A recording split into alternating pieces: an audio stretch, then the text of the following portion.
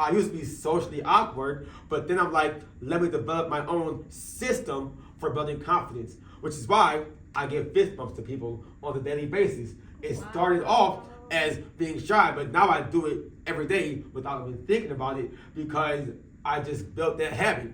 And that's what helped me build confidence. Those fist bumps lead to conversations. The more conversations you have, the more confident you get in having conversations with different strangers, right? And the more you do that, it just becomes ingrained in your subconscious. And then eventually, I was able to just do it at will. And doing things like that is what helped me build confidence. And I created my own ninja way of, fist bumping people, always being kind to people, always being welcoming to people, because I know what it feels like not to feel welcomed or like to be the shy person in a group. So I'm like, I'm not gonna let anybody else feel like that. And so my ninja way was help other people feel like they belong in a place, which boosted my ability to talk to them even more because I had that code that I wanted to live by. And as I kept doing that more and more, confidence was naturally built along the way. You know what I'm saying? You were super shy. You barely talked to any people. And then you just started building the system. Well, I'm surprised is that you didn't go to like a person and try to like fist bump them or whatever, and it's awkward and it's uncomfortable, and you didn't say, "Oh, I give up. I don't want to do this anymore." You can only fail when you give up. I genuinely believe that. But if you keep on trying just a different way, then you will find a path that's going to work for you. And so, would I have wanted to give up at first? Did it feel awkward at first? I'm sure it did. In fact, I know it did. But I told myself, one step at a time, 1% better each day. Wow. The more you do that. Wait, how were you so wise as a young kid? Well, okay, as a kid, I wasn't saying 1% better each day. But as a kid, I'm like, I would just make it a thing to try to fist bump and talk to more people every day. Because at the end of the day, everything is like working out, right? When you work out, if you want to get stronger, you either add weight each time or you add reps each time or each week, each month, whatever. Everything else follows that same progression. You fist bump one person, next time you fist bump two people or four people. That's just going to build confidence naturally. And is that what you did? When I first started, I think so. I didn't put much thought into it. It just like, I just did it and now here I am. Like I wasn't doing everything I do in church now. Right? Like I wasn't just fist bumping everybody like I do now. It took time. At first I was just fist bumping the people that I knew.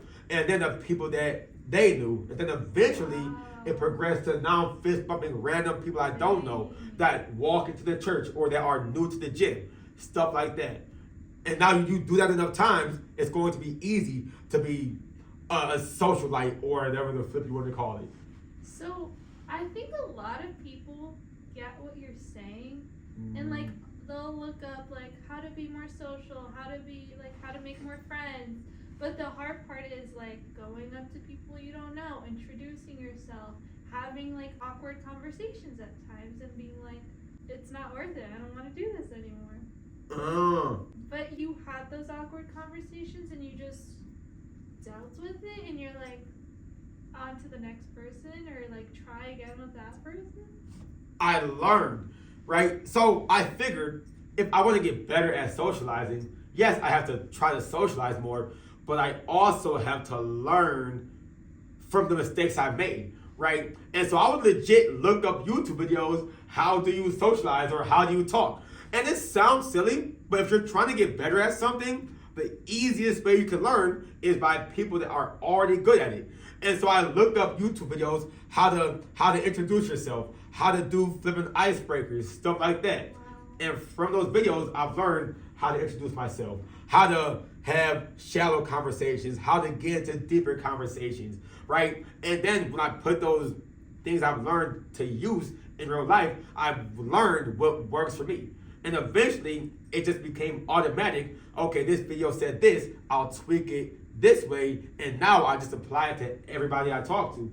And now it's a lot easier for me to have conversations about pretty much anything with anybody with different personalities because I have the years of experience and the different YouTube videos. If you want to get better at something, don't be afraid to look that shiznix up. People think it's wrong to look up how to talk to people. People think it's wrong. Or not wrong, people might think it's awkward. Because, like, who wants to really admit, yeah, I looked up how to talk to people? Who wants to admit that? I'll happily admit that because it means I'm getting better at it. But, like, or like, people will be like, why would I look up how to date? Why would you not look up how to date? You know what I'm saying? If you want to get better at dating, look up how do you do a first date. Yeah. It's that simple. And remember when I was like, Howard, how do I talk to people? You're like, ask questions, and then once the conversations start, make sure you ask questions that relate to that conversation, so that it's not like out of the blue.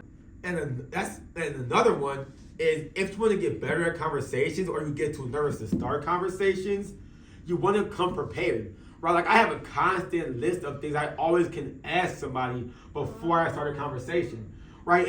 If you're still newer to trying to socialize with people, the worst thing you can do is just going there unprepared.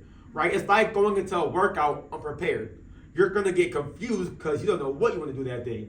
But if you just have like a list of 2 or 3 questions that you always know you can ask somebody new, then you're more prepared, and it takes away a lot of the anxiety because you take away the unknown.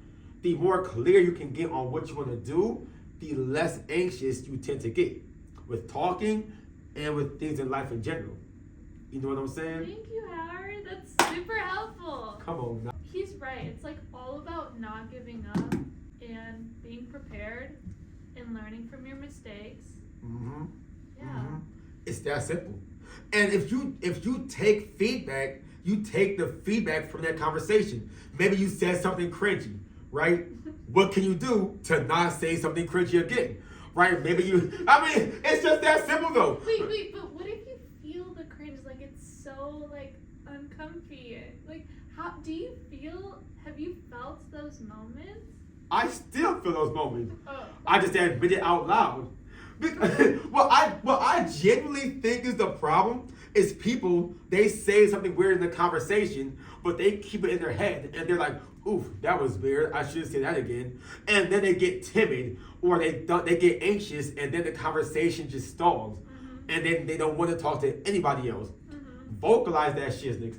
If you said something awkward, be like, oh shoot, dang, that was awkward. That way, you acknowledged it, and then the other person, if they feel like they were awkward, it kind of takes the edge off. Because then they're not thinking to themselves, oh, this person's awkward. They see that you've acknowledged that you thought it was awkward, and it makes it easier to continue the conversation. Wow. That's my experience That's of this. really good, Howard. I do that shit all the time. You do. See what but that's why I'm so relatable to people. And it doesn't feel awkward because they already understand that I can be awkward sometimes. People just feel comfortable around you. It's Because you're that. so honest, you're so real. Oh, right. Thank you so much, Howard. That was so sweet. I got you covered.